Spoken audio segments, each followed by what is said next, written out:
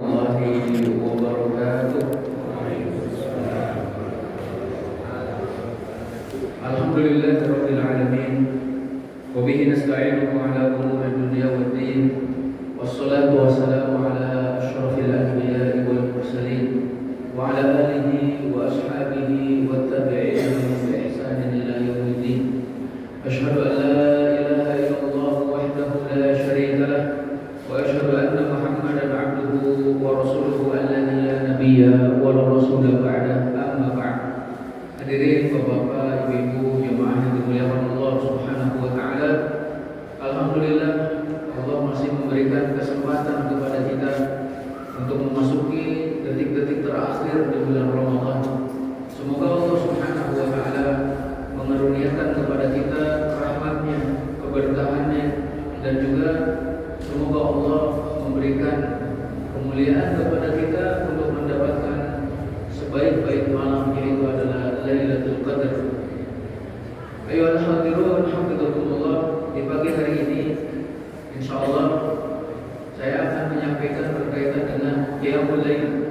Jadi kita selingi pembahasan kita yang biasanya kita membahas tafsir juz amma, karena ini adalah momentum Ramadan dan di akhir-akhir Ramadan maka kita akan sampaikan berkaitan dengan Qiyamul Lail. Allah Subhanahu wa taala menciptakan makhluknya, kemudian memilihnya dari sekian banyak makhluk Allah dan pilihan Allah. Maka Allah Subhanahu wa taala ketika memerintahkan kepada hamba-Nya untuk beramal saleh dan mengerjakan ibadah, maka Allah memilih ibadah yang paling dicintainya adalah apa-apa yang diwajibkan. Lalu Allah Subhanahu wa taala pun memerintahkan kepada kita setelah mengerjakan kewajiban, alangkah baiknya kita ikuti dengan apa-apa yang disunnahkan. Kalaulah kita mengerjakan puasa Ramadan, maka ketika nanti Ramadan berlalu, kita dianjurkan untuk melaksanakan saum sunnah pada bulan Syawal. Kemudian diiringi dan dilanjutkan dengan saum Senin Kamis, saum Daud 3 hari setiap bulannya dan sebagainya. Ketika Allah Subhanahu wa taala memerintahkan kita untuk sholat 5 waktu, maka setelah sholat 5 waktu itu ada sholat yang paling utama. Rasulullah sallallahu alaihi wasallam menyatakan, afdhalus sholati ba'dal fardhah sholatul lail, bahwa sholat yang paling utama setelah sholat wajib itu adalah sholat malam. Karena itulah Allah, karena pentingnya qiyamul lail, pentingnya sholat malam, dan agar kita termotivasi untuk terus mengerjakannya, maka kita akan membahas sedikit banyak yang berkaitan dengan hal ini.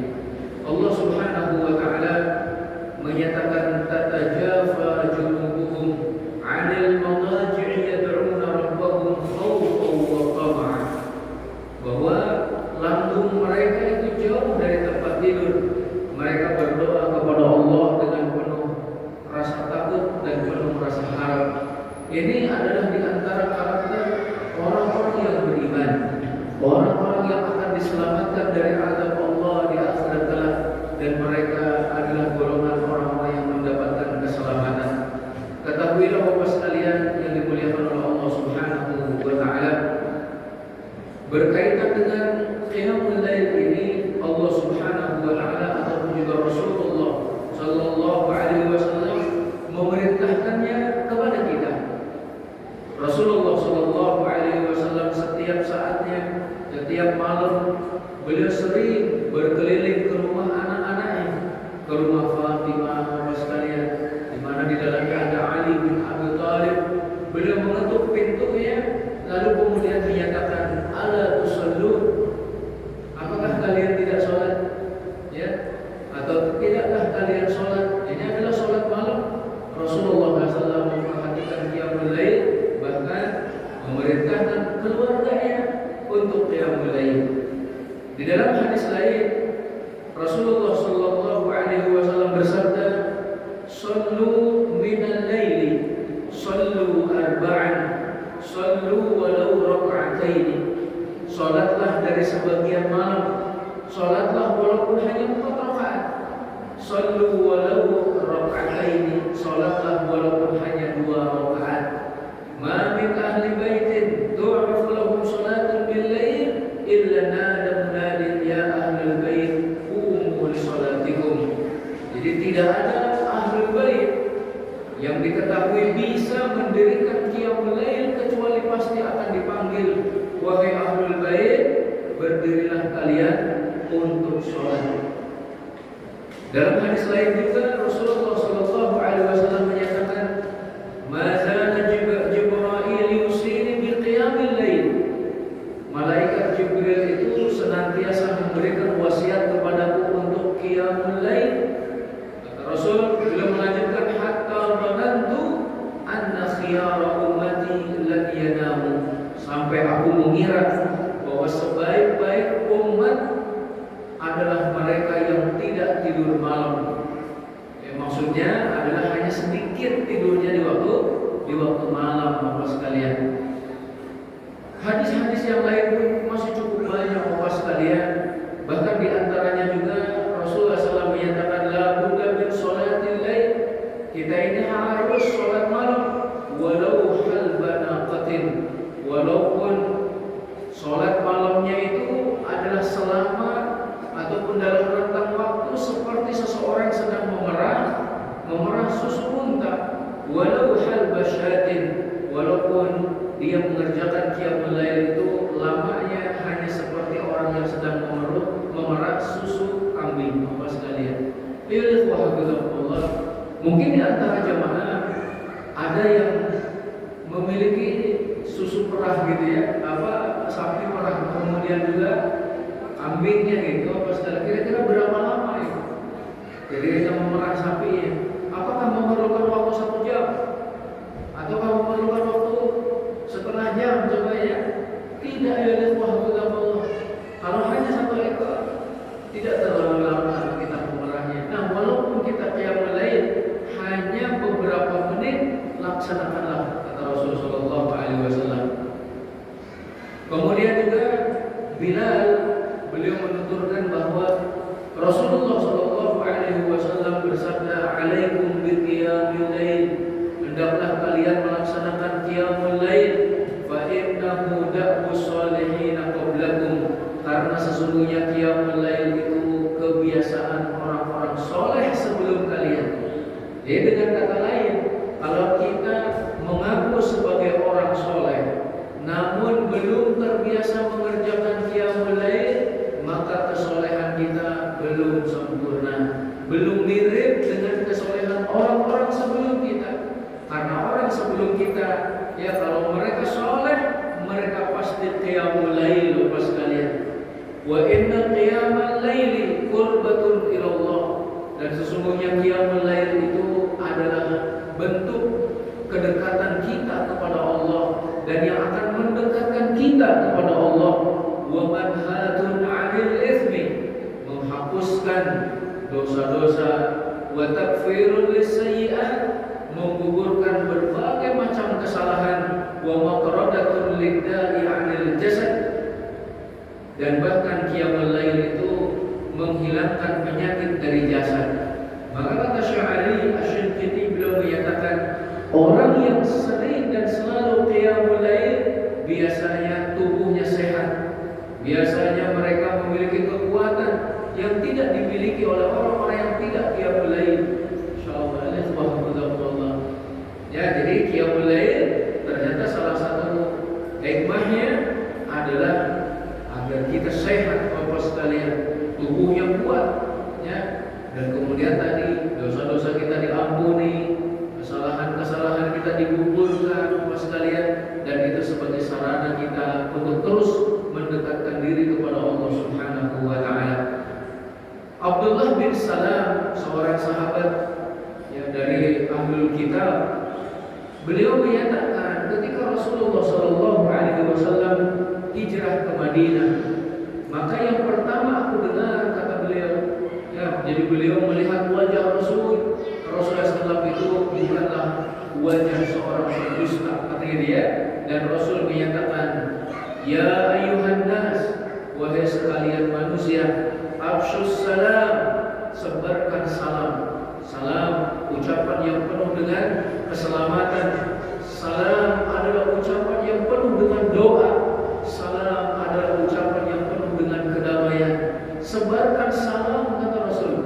Wa at'imut ta'am, kemudian berikanlah makan. Memberi makan termasuk amalan istimewa. Bahkan ada orang yang masuk ke dalam neraka, ternyata salah satu penyebabnya adalah tidak memberi makan. Ya, tidak memberi makan orang-orang miskin. Ma salakakum fi saqar? Qalu lam nakum minal musallin wa lam nakum nut'imul miskin. Kenapa kalian bisa masuk neraka saqar? Dijawab bahwa kami dulu waktu di dunia tidak mendirikan sholat. Dulu waktu kami di dunia tidak memberi makan orang-orang miskin. Ayat kedua kata Rasul setelah menebarkan salam, maka adalah wa at'imut ta'am, berikanlah makan. Wasilul arham, sambunglah tali silaturahim, tali kekerabatan Bapak sekalian. Jangan kemudian malah kita memutusnya. Kemudian wasallu bil laili wan nasu niyam, salatlah di malam hari ketika manusia tertidur. Tadkhulul jannata bisalam, maka kalian akan masuk ke dalam surga dengan penuh keselamatan. Salah satu cara agar kita masuk ke dalam surga ternyata dirikanlah qiyamul lail. Ya, Bapak sekalian, dan tentu ini setelah kita mengerjakan apa-apa yang telah Allah Subhanahu wa taala tetapkan dan wajibkan kepada kita semuanya. Selanjutnya Bapak sekalian yang dimuliakan oleh Allah Subhanahu wa taala, jika ada yang bertanya, lalu apa saja keistimewaan daripada qiyamul lail? Nah, agar kita termotivasi, agar kita senantiasa ingin mengerjakannya walaupun hanya 2 rakaat, kemudian ditambah 1 witir, atau bahkan kalaupun kita tidak sempat mengerjakan qiyamul lail kecuali witir 1 rakaat. Maka Bapak sekalian, mari kita lihat beberapa keistimewaan qiyamul lail. Yang pertama, Allah Subhanahu wa taala menyebutkan bahwa orang-orang yang bertakwa adalah mereka yang qiyamul lail. Kita tahu bahwa tujuan daripada berpuasa salah satunya menjadikan kita sebagai hamba yang bertakwa. Namun ketakwaan kita tidak dianggap sempurna kalau kita tidak selalu dan sering mengerjakan qiyamul lail. Masya Allah. Jadi qiyamul lail ini bukan hanya di bulan Ramadan. Qiyamul lail ini Bapak sekalian tidak hanya di malam-malam tertentu, akan tetapi orang yang bertakwa mereka terbiasa mengerjakannya Bapak sekalian. Kita lihat Allah Subhanahu wa taala berfirman, innal muttaqina fi jannatin wa uyun. Sesungguhnya orang-orang yang bertakwa itu berada di dalam surga dan mata air. Ya, di dalam surga itu nanti banyak mata air yang mengalir di dalamnya, ya, sungai-sungai. Akhidina ma atahum rabbuhum innahum kanu qabla dzalika muhsinin. Mereka mengambil apa yang telah Allah Subhanahu wa taala berikan kepada mereka, dan dahulunya mereka adalah orang yang selalu berbuat baik. Kanu qalilan minal laili ma yahja'un. Mereka itu sedikit sekali tidur di malam hari.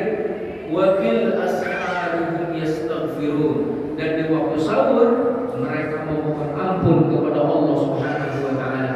Dalam ayat ini Allah menyebutkan bahwa karakter orang yang bertakwa adalah mereka yang selalu berbuat baik, dan perbuatan baik yang menonjol dari mereka adalah qiyamul lail dan beristighfar di waktu sahur. Bapak sekalian, ini adalah peringatan juga bagi kita, ataupun juga agar kita selalu ingat, tidak lupa bahwa di waktu sahur salah satu amalan paling istimewa adalah memperbanyak istighfar. Bapak sekalian, Al-Hasan Al-Basri beliau menyatakan di antara makna ayat ini bahwa mereka tidak tidur kecuali hanya sedikit. Masya Allah. Kalau kita mendengar, kalau kita juga membaca beberapa biografi orang-orang yang sukses dalam urusan dunia, Ini kalau dalam urusan dunia saja, dan itu adalah orang-orang kafir. Ternyata mereka tidurnya hanya dikit. Coba aja nanti bapak-bapak lihat siapa itu, contohnya Jack Ma. Jack Ma masih hidup orang itu. Tidurnya hanya beberapa jam tiap harinya. Kemudian juga orang-orang kaya dunia, mereka itu tidurnya dikit. Cuman sayang, yang dipikirin oleh mereka adalah dunia. Adapun orang yang beriman, ketika mereka sedikit tidurnya, maka yang diperbanyak adalah ibadahnya, Bapak sekalian. Masya Allah. Kemudian juga di antara keistimewaan Qiyamul Lail selanjutnya, Allah Subhanahu wa taala memuliakan orang-orang yang selalu Qiyamul Lail, bahkan menisbatkan diri mereka kepada nama Allah Subhanahu wa taala. Kita sering mendengar ada kata ibadur rahman, hamba-hamba Allah yang maha rahman. Siapa mereka? Ibadur rahman alladzina yamshuna 'alal ardi hauna wa idza khatabahumul jahiluna qalu salama walladzina yabituna li rabbihim sujjadan wa qiyama. Masyaallah. Ibadur rahman itu adalah mereka yang berjalan di atas muka bumi dengan penuh kerendahan hati, gitu ya. Dan apabila ada orang jahil menyapa mereka, mereka mengucapkan salam, keselamatan atas kalian. Dan orang-orang yang mengisi waktu malamnya dengan sujud dan berdiri untuk Tuhan mereka. Masya Allah. Jadi Bapak sekalian, jadi kalau kita ingin digolongkan sebagai ibadur rahman, salah satu karakter yang harus kita miliki Qiyamul Lail. Qiyamul Lail Bapak sekalian. Jadi nanti kita tulis dalam agenda harian kita, selain sholat 5 waktu secara berjamaah, selain tilawatul Quran, selain sholat-sholat sunnah rawatib, maka tiap harinya harus ada Qiyamul Lail. Qiyamul Lail, kalau kita tidak termasuk ibadur rahman, lalu mau masuk ibad siapa? Mau masuk hamba siapa Bapak sekalian? Ya. Kemudian yang ketiga, bahwa siapa yang selalu mengerjakan Qiyamul Lail, Allah Subhanahu wa taala menganggap mereka sebagai orang-orang yang beriman. Ya, Masya Allah. Jadi Allah mempersaksikan bahwa mereka lah orang-orang yang beriman. Allah berfirman, "Innama yu'minu bi ayatina alladziina idza dzukiru biha kharru sujjadan wa sabbahu bihamdi rabbihim wa hum la yastakbirun. Tatajafa junubuhum 'anil madaji' yad'una rabbahum khawfan wa tama'an wa mimma razaqnahum yunfiqun fala ta'lamu nafsun ma ukhfiya lahum min qurrati a'yun jazaa'an bima kanu ya'malun." Hanya saja orang-orang yang beriman kepada ayat-ayat kami, mereka adalah orang-orang yang apabila disebutkan namanya, disebutkan, dibacakan ayat-ayatnya, mereka tersungkur sujud, mereka bertasbih dengan memuji Tuhannya, dan mereka tidak menyombongkan diri. Lambung mereka jauh dari tempat tidur. Mereka memohon kepada Tuhannya dengan penuh rasa takut dan rasa harap, dan atas apa yang Allah berikan kepada mereka, mereka sedekahkan, mereka infakkan. Maka kamu tidak akan mengetahui apa yang disembunyikan, ya, dari qurratu a'yun sebagai balasan atas apa yang mereka kerjakan. Masya Allah. Ini wahafidahullah. Imam Ibnu Qayyim menjelaskan ayat ini dengan mengatakan, perhatikanlah bagaimana Allah Subhanahu wa taala menyediakan balasan bagi Qiyamul Lail dengan balasan yang disembunyikan. Ini menunjukkan bahwa balasannya besar, balasannya agung, sehingga menjadi surprise nanti bagi mereka yang selalu Qiyamul Lail di akhirat kelak, Bapak sekalian. Dan ini tentu menunjukkan keagungan Qiyamul Lail. Yang keempat Bapak sekalian, bahwa orang yang selalu Qiyamul Lail, yang selalu mendirikan sholat malam, Allah menyebutnya sebagai orang-orang yang beriman, orang yang berilmu. Kalau tadi disebut sebagai orang yang beriman, kalau sekarang Allah menyebut mereka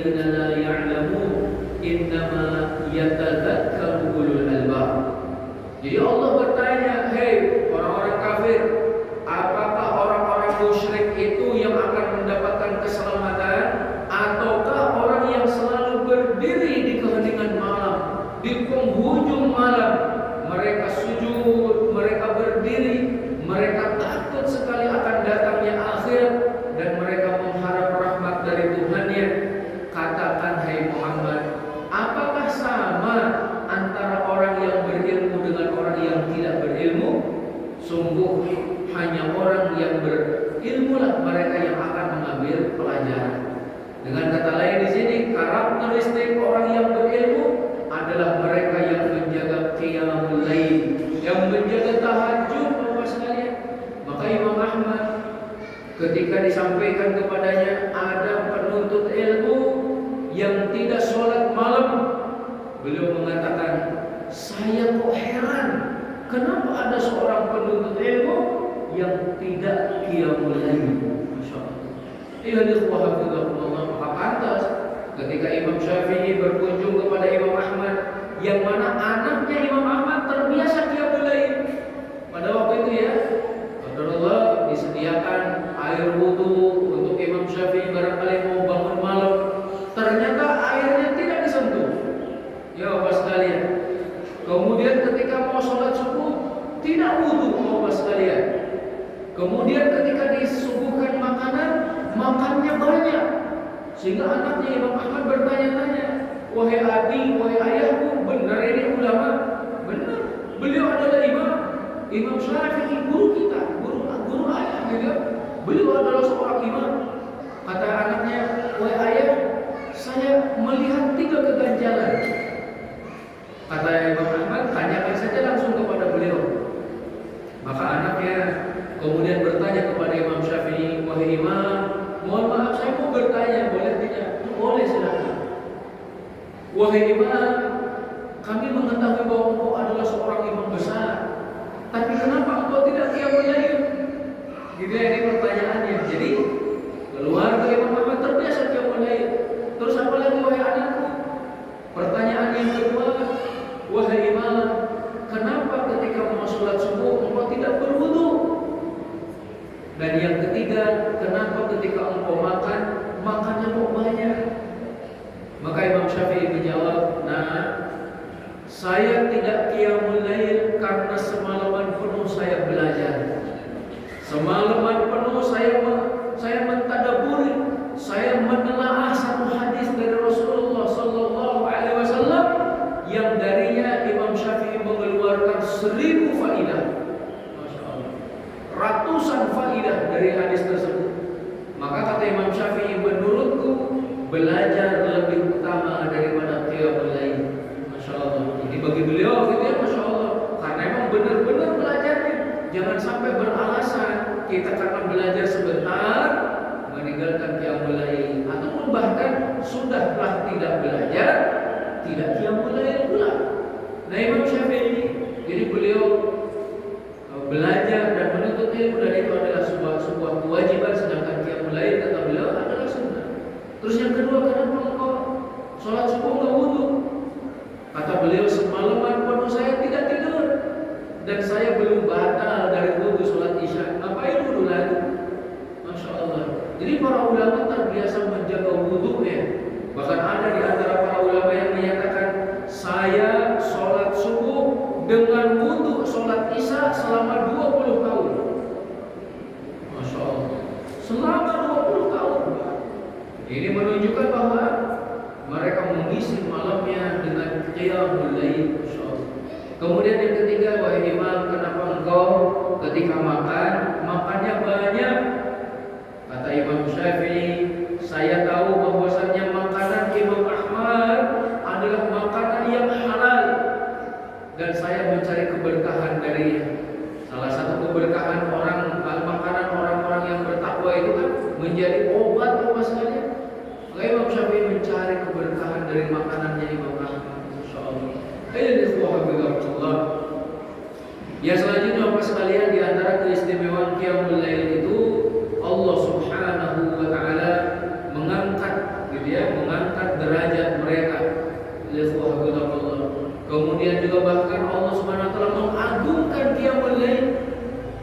Allah Subhanahu wa taala berfirman, ya ayyuhal muzammil qumil laila illa qalila. Hai orang yang berselimut, hai orang yang berkemul, berdirilah ya, salat malamlah kecuali hanya sedikit. Kemudian juga dari ayat yang lain, wa minal laili fatahajjad bihi nafilatan laka asa an yab'atsaka rabbuka maqaman mahmuda. Dari sebagian malam maka tahajudlah sebagai sebagai ibadah tambahan bagimu. Semoga Allah membangkitkanmu di tempat yang paling mulia ataupun yang terpuji di sisi Tuhanmu. Masya Allah. Al-ikhwah, Rasulullah SAW juga bersabda, afdalus siyam ba'da Ramadan siyam syahrillahil muharram. Sebaik-baik puasa setelah puasa Ramadan adalah puasa pada bulan Allah, yaitu bulan Muharram. Wa afdalus salati ba'dal fariḍah salatul lail. Sebaik-baik salat setelah salat wajib adalah salat malam. Hadis diriwayatkan oleh Imam Muslim. Yang selanjutnya juga bahwa siapa yang terbiasa qiyamul lail, maka ini merupakan sebab yang akan memudahkannya untuk masuk ke dalam surga.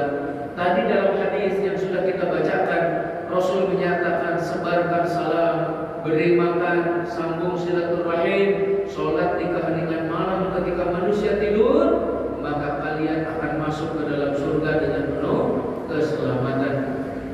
Juga Bapak sekalian, siapa yang terbiasa qiyamul lail, mereka akan mendapatkan derajat yang begitu tinggi di hadapan Allah Subhanahu wa taala.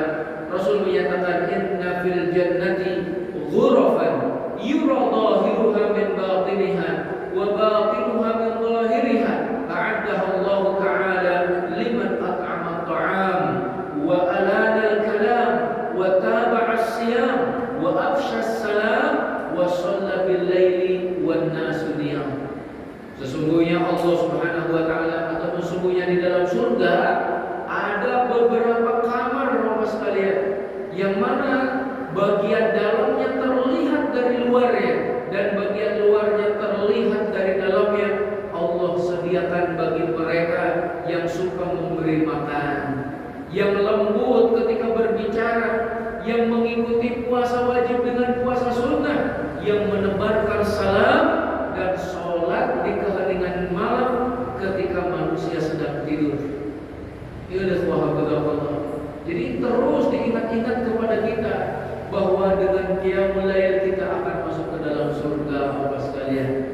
Hadis lain juga menyatakan bahwa dengan qiyamul lail itu adalah akan menghilangkan penyakit dari tubuh kita, menghapuskan dosa, menggugurkan kesalahan, sebagaimana hadis yang tadi sudah kita sampaikan.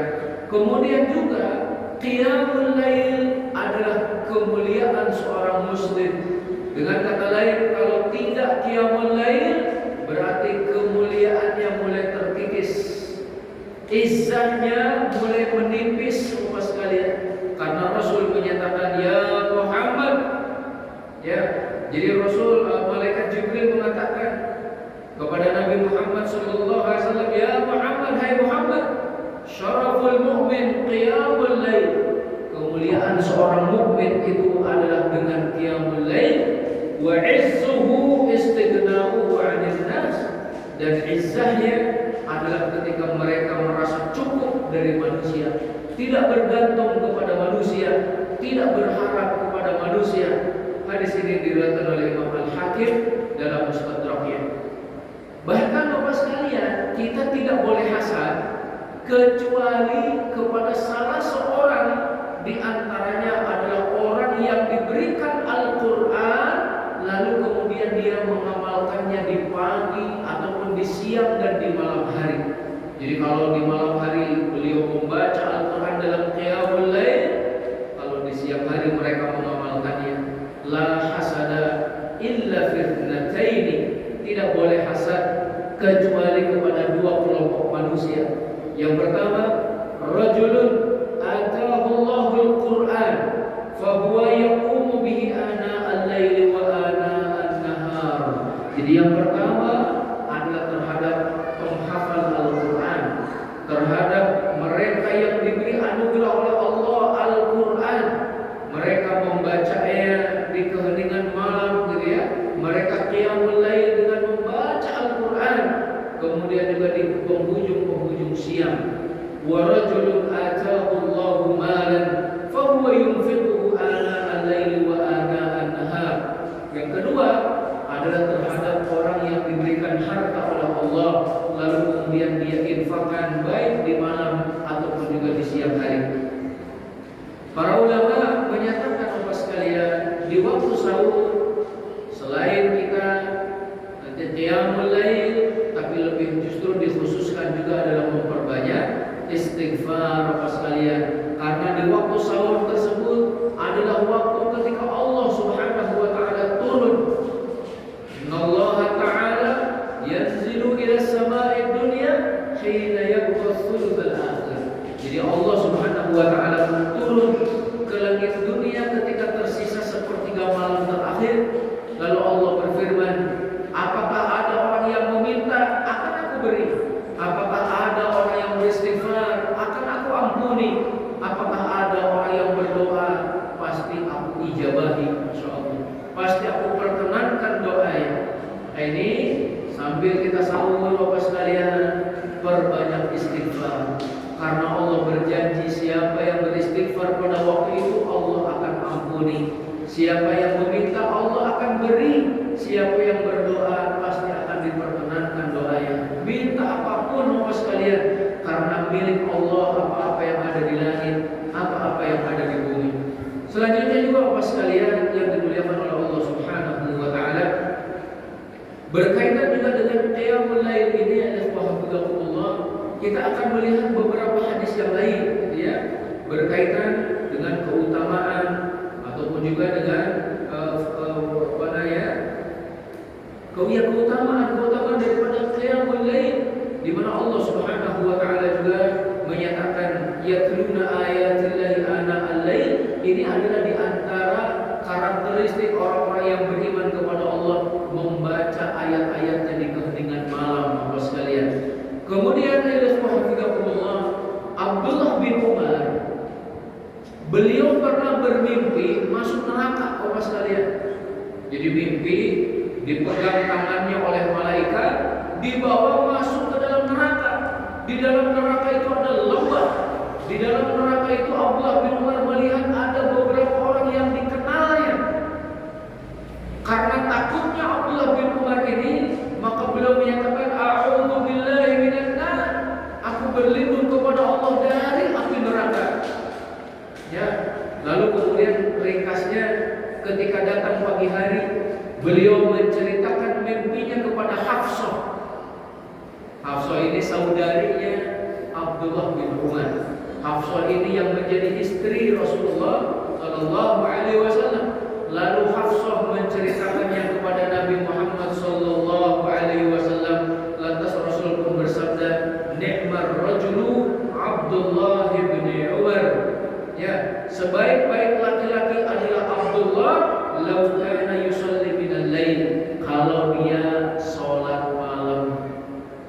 Ada yang menyatakan Bapak sekalian, Abdullah bin Umar semenjak mendengar hadis ini maka beliau tidak tidur kecuali sedikit. Bahkan saudaranya yaitu Salim bin Abdullah, Salim di sini, bahkan Salim ini anaknya daripada Abdullah. Insyaallah ya. Jadi Salim menyatakan Abdullah bin Umar tidak tidur kecuali hanya sedikit. Bapak sekalian, Abdullah bin Umar ketika mendengar hadis barusan, ada yang menyatakan usianya baru sekitar 13 tahun. Dari usia 13 tahun beliau tidak pernah meninggalkan qiyamul lail. Insyaallah. Nah, mari kita tanya kepada diri kita masing-masing Bapak sekalian, semenjak usia berapa kita tidak meninggalkan qiyamul lail? Abdullah bin Umar dari usia 13 tahun, dan itu terus beliau lakukan Bapak sekalian, karena tadi beliau bermimpi masuk ke dalam neraka gitu ya. Lalu kata Rasul, sebaik-baik orang adalah Abdullah kalau dia sholat malam. Dalam riwayat lain Rasul menyatakan, ya Abdullah, la takun mithla fulan. Hai Abdullah, kamu jangan seperti si fulan. Kana yaqumul lail, dulu dia selalu qiyamul lail, wa tarakaha, lalu kemudian ditinggalkan. Bapak sekalian, ya alhamdulillah, insyaallah orang yang selalu qiyamul lail itu biasanya wajahnya terang, ataupun juga tadi badannya juga agak kuat. Padahal mungkin sebagian orang itu menyangka kalau Bapak sekalian, orang yang selalu qiyamul lail diberi kekuatan oleh Allah Subhanahu wa taala. Dari Ibnu Abbas radhiyallahu anhu beliau menyatakan Rasulullah bersabda, "Asyrafu ummati hamalatul Quran wa ashabul lail." Ada dua kelompok dari umatku yang paling mulia. Insyaallah semoga kita termasuk salah satunya ya Bapak sekalian, atau bahkan dua-duanya. Asyrafu ummati, umatku yang paling mulia, ada dua kelompok. Yang pertama, hamalatul Quran, para pengemban Al-Quran, penghafal Al-Quran, yang selalu mentadaburi Al-Quran, mengamalkan Al-Quran, mendakwahkan Al-Quran, berinteraksi dengan Al-Quran, Bapak sekalian, berdoa ataupun juga berobat dengan Al-Quran dan selanjutnya. Yang pertama, hamalatul Quran. Yang kedua, wa ashabul lail, dan mereka yang selalu menghidupkan waktu malamnya. Ayuhal ikhwah hafizakumullah, malaikat Jibril pernah datang kepada Nabi Muhammad SAW kemudian menyatakan, "Ya Muhammad, ketahuilah bahwa kemuliaan seorang muslim itu, seorang mukmin itu adalah ketika dia qiyamul lail, dan izzahnya, jati dirinya adalah ketika dia merasa cukup dari manusia." Seperti tadi ya sudah disampaikan, tidak bergantung kepada manusia, tidak berharap kepada manusia, Bapak sekalian. Ada juga seorang sahabat yaitu Mu'adz bin Jabal. Ini Mu'adz bin Jabal ini seorang sahabat yang ahli halal dan haram, seorang ahli sahabat yang ahli fikih, sahabat ahli fikih. Rasulullah SAW bersabda kepada beliau, "Ala adulluka ala abwabil khair." Mau enggak aku beritahukan kepadamu pintu-pintu kebaikan? Tentu ya Rasul, apa pintu-pintu kebaikan? Rasul menyatakan, "As-shaumu junnatun." Puasa itu adalah perisai. Yang pertama ya, pintu kebaikannya adalah puasa. Yang kedua, was-shadaqatu tudfi'ul khati'ah. Sedekah itu akan memadamkan kesalahan. Yang ketiga, was-shalatul rajuli fi jawfil lail. Salatnya seseorang di keheningan malam, di penghujung malam, Bapak sekalian.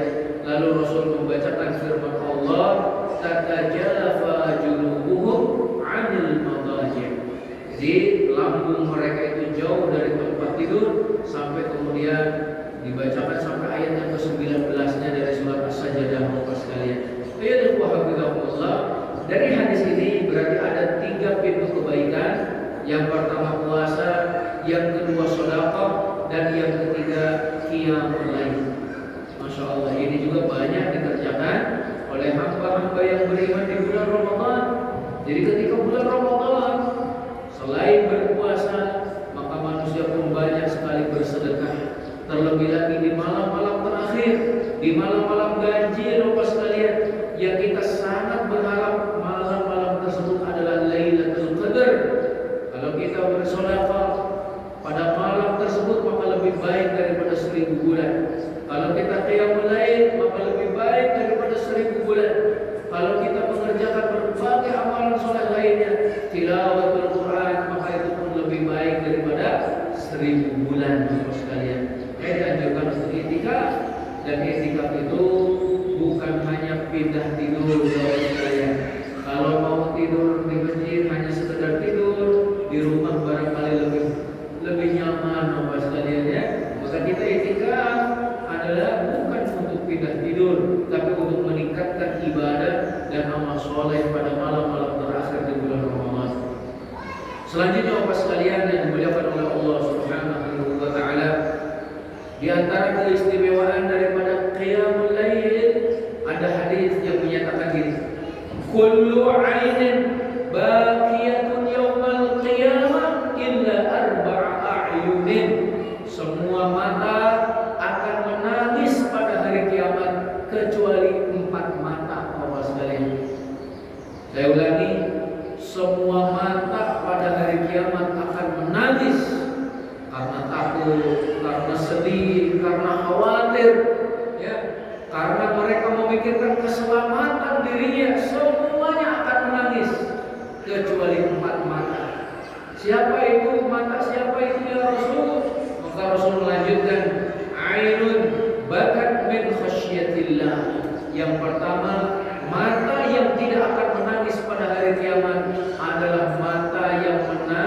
karena takut kepada Allah pada waktu di dunia. Masya Allah. Kalau kita belum pernah menangis karena takut kepada Allah, takutlah kepada Allah. Dikhawatirkan nanti pada hari kiamat justru kita akan menangis. Jadi yang pertama, mata yang menangis karena takut kepada Allah. Yang kedua, wa 'ainun fuqiat fi sabilillah. Mata yang terluka di jalan Allah Subhanahu wa taala. Mata yang kemudian terkena senjata ketika berperang di jalan Allah, sampai kemudian luka, sampai kemudian buta, maka mata tersebut tidak akan menangis pada hari kiamat. Yang ketiga, ya adalah mata yang ainun ghuddat an maharimillah.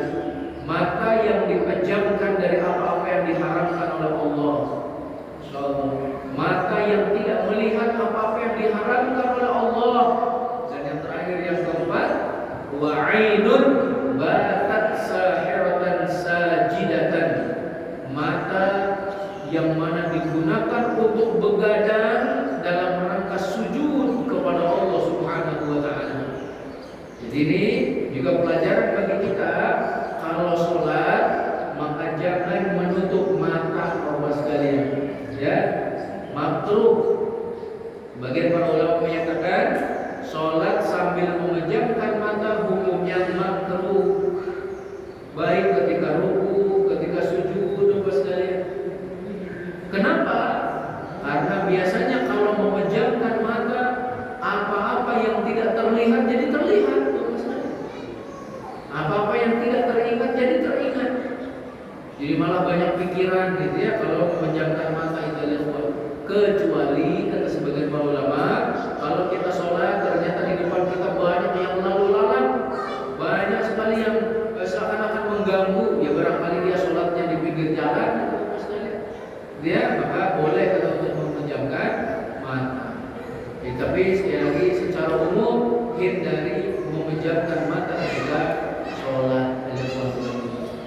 Kemudian Bapak sekalian, Allah Subhanahu wa taala pun membanggakan mereka di hadapan para malaikat, di mana Allah berfirman, wahai malaikat-malaikatku, perhatikanlah hamba-hambaku tersebut, ruhnya di sisiku, sedangkan jasadnya sedang mengerjakan ketaatan kepadaku, di mana jasadnya pula, badannya pula jauh dari tempat tidur. Mereka berdoa kepada Allah karena takut akan azabnya, berharap akan rahmat Allah. Maka saksikanlah, kata Allah ya, saksikanlah bahwa mereka sudah aku ampuni. Masya Allah. Begitu juga hadis yang menyatakan ada 3 kelompok yang mana Allah Subhanahu wa taala tertawa terhadap mereka. Allah bangga kepada mereka. Yang pertama, seorang laki-laki yang bangun di keheningan malam. Kemudian yang kedua, satu kaum ketika mereka berbaris untuk sholat. Dan yang ketiga, satu kaum ketika mereka berbaris untuk berperang di jalan Allah Subhanahu wa taala. Masya Allah. Bapak sekalian, di antara keistimewaan kita sebagai umat Nabi Muhammad SAW, barisan sholat kita sama dengan barisannya malaikat. Masya Allah. Sampai Rasul bersabda, ala tasuffuna kama tasufful malaikatu inda rabbiha. Apakah kalian tidak berbaris sebagaimana para malaikat berbaris di hadapan Tuhannya? Para sahabat bertanya, bagaimana para malaikat berbaris di hadapan Allah? Rasul bersabda, mereka menyempurnakan shaf yang pertama terlebih dahulu. Nanti kita kalau mau sholat, shaf yang pertama penuhi, sudah penuh, baru yang kedua penuhi, kalau sudah yang ketiga terus seperti itu, Bapak sekalian. Barisan kita sama dengan barisan malaikat, Masya Allah. Diluruskan, dirapatkan, Bapak sekalian ya, sehingga tidak ada celah lagi untuk syaitan. Lurus dan rapatnya shaf itu kan kesempurnaan sholat, Bapak sekalian. Semakin lurus, semakin rapat gitu, maka itu semakin sempurna sholat kita. Ayolah wahai yang selanjutnya juga Bapak sekalian berkaitan dengan keutamaan daripada qiyamul lail. Rasulullah SAW ataupun di sini ada Abdullah ya, Abdullah berkata, fadlu sholatil laili ala sholatin nahar ka fadli shadaqatis sirri ala shadaqatil Jadi keutamaan ya Abdullah bin Mas'ud di sini yang mengatakan keutamaan sholat malam dari sholat siang adalah sebagaimana keutamaan sedekah sembunyi-sembunyi dari sedekah yang terang-terangan, Bapak sekalian. Gini makanya kalau qiyamul lail itu lebih ikhlas gitu ya, lebih mendidik keikhlasan bagi kita. Karena ketika qiyamul lail tidak ada yang melihat kecuali Allah. Tidak ada yang menyaksikan kecuali pencipta kita. Maka siapa yang terbiasa qiyamul lail terbiasa untuk mengerjakan ibadah dengan penuh keikhlasan, Bapak sekalian. Kemudian ada Al Hasan Al Basri ya, beliau ditanya nih Bapak sekalian, ma afdalu ma yataqarrabu bihi al-'abdu ila Allah min al-a'mal ya. Amalan apa yang paling utama untuk mendekatkan diri seorang hamba kepada Allah? Maka beliau menyatakan ma a'lamu syai'an yataqarrabu bihi al-mutaqarribuna ila Allah afdala min qiyamil 'abdi fi jawfil laili ila shalah.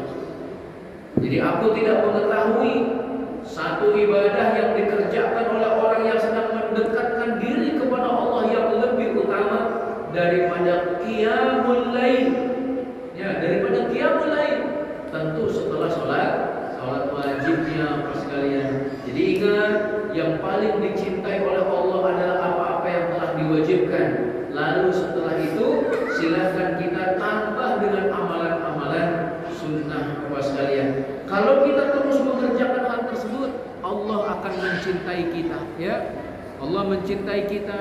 Kemudian Allah Subhanahu wa taala akan menjaga penglihatan kita, pendengaran kita, tangan kita, hati kita, pendengaran kita, tangan, kaki kita dijaga oleh Allah Subhanahu wa taala sehingga akan mengerjakan apa-apa yang mendatangkan keridhaan dari Allah Subhanahu wa taala. Barakallahu fikum Bapak sekalian. Karena mic-nya juga sudah lemah dan juga waktunya juga sudah siang. Jazakumullah khairan. Kita cukupkan sampai di sini. Barangkali ada yang mau ditanyakan.